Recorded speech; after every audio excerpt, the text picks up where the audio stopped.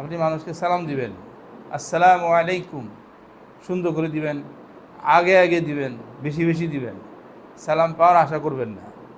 কিন্তু আমরা সবাই সালাম দেই, কিন্তু সালামের সময় কোনো নিয়ত করি না।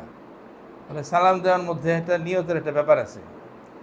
আমাকে হুজুর বললেন, তুমি কাউকে সালাম দেওয়ার আগে চিন্তা করবা যে কী বলতে যাচ্ছ, তুমি কার কাছে বলতে যাচ্ছ, কেন বলতে চাচ্ছ।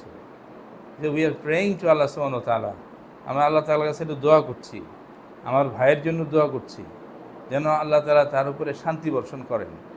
সো এই কথাগুলো মনে মনে চিন্তা করবা, তারপরে তুমি সালাম দাও, আসসালামু আলাইকুম। তাহলে এটা একটা পারফেক্ট দোয়া হবে, যেখানে আপনার অন্তরও কাজ করেছে, যেখানে মুখও কাজ করেছে। আপনার ভাই আসলেই শান্তি পাবে যদি আমরা এভাবে সালাম দিতে পারতাম। আমরা কি এভাবে সালাম দেই? আমি বলে চিন্তা করতে অনেক সময় লাগবে।